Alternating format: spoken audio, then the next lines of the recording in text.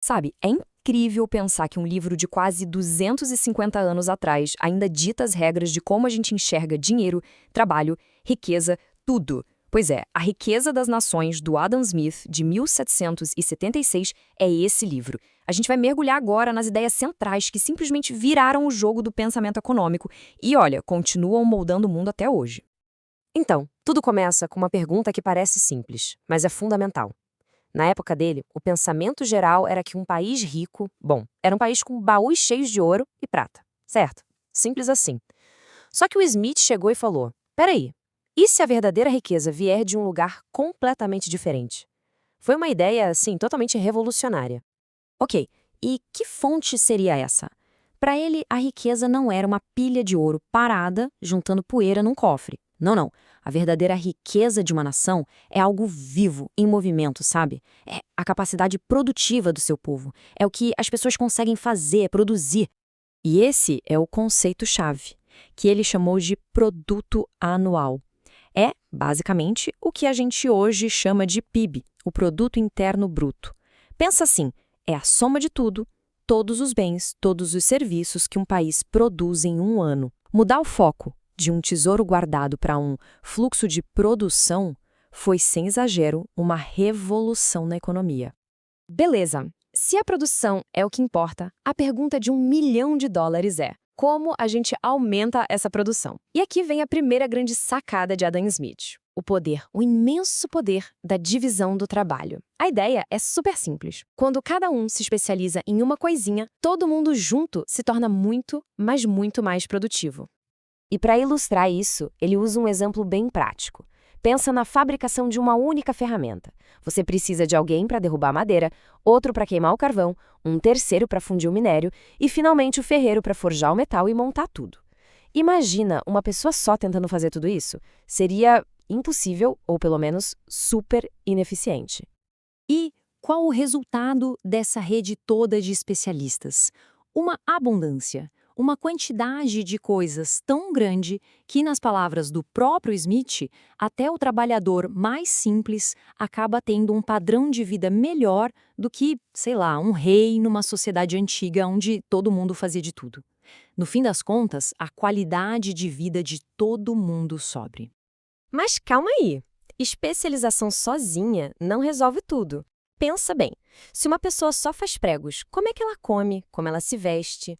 É aí que entra a segunda peça fundamental no quebra-cabeça do Smith, o mercado. E aqui a gente chega na ideia talvez mais famosa de todas do Adam Smith. A grande sacada é que a cooperação na economia não acontece por bondade, por benevolência. Ela é movida pelo interesse próprio. O padeiro não acorda de madrugada para fazer pão porque ele ama a gente e não quer que ninguém passe fome. Ele faz isso para ganhar o pão dele, literalmente. Ele dá outro exemplo ótimo para mostrar como isso funciona. Imagina um caçador que percebe que, na verdade, ele é muito melhor fazendo arcos e flechas do que caçando. Aí ele foca só nisso. Ele faz os arcos e troca com outros caçadores por carne.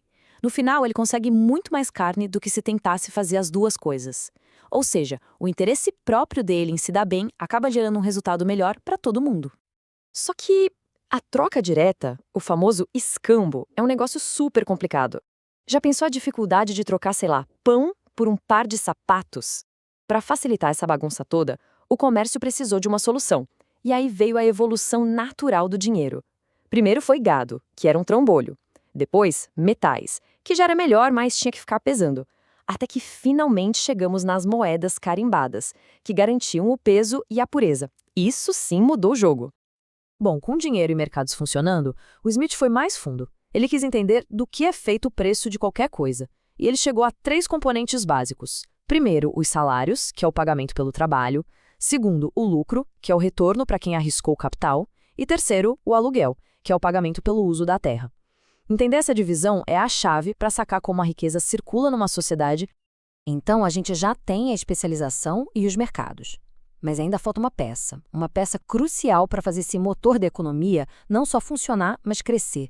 E essa peça é o capital, ou como Smith chamava, o estoque. E o que é esse tal de capital, ou estoque? Pensa que é tudo aquilo que se precisa para começar e manter uma produção. Não é só o dinheiro, não. São as ferramentas, as máquinas, a matéria-prima e até o dinheiro para pagar os salários antes de conseguir vender o produto. Sem esse estoque inicial, a produção em grande escala simplesmente não rola. É exatamente aqui que o lucro se torna uma peça-chave no sistema do Smith.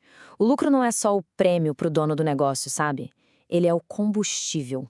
É o que permite o reinvestimento, comprar mais material, melhorar as ferramentas e, o mais importante, crescer o negócio e contratar mais gente.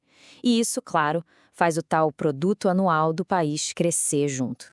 Certo? Agora, o Smith junta tudo isso. A divisão do trabalho, o interesse próprio, os mercados, o capital, e encaixa tudo dentro de uma visão maior de sociedade. Uma visão que ele chamou de sistema de liberdade natural. Mas, é muito importante entender uma coisa. Adam Smith não era um fã ingênuo dos empresários. Muito pelo contrário. Ele era, na verdade, bem cético. Ele mandou o recado. Fiquem de olho, porque quando gente do mesmo ramo se junta para conversar, a reunião geralmente acaba em algum tipo de conspiração contra o público, sabe? Para combinar de subir os preços. É por isso mesmo que ele criticava tanto as interferências do governo que acabavam favorecendo um grupo específico.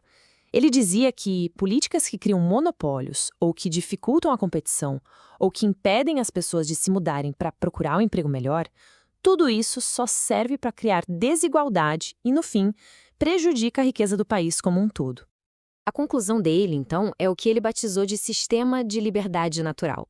A ideia, no fundo, é que a riqueza de um país cresce mais quando as pessoas são livres para correr atrás do seu, para melhorar de vida, desde que, claro, elas sigam as regras do jogo, as leis da justiça. Essa força, esse esforço de cada um querendo se dar bem, que, somado, acaba empurrando a nação inteira para frente. E isso tudo nos leva a uma questão final, para a gente pensar. Essa teoria do Smith, de que o interesse próprio de cada um, funcionando dentro de um sistema com regras justas, no fim beneficia todo mundo, essa é uma das ideias mais poderosas e também mais polêmicas da história. Hoje, quase 250 anos depois, a gente ainda debate isso.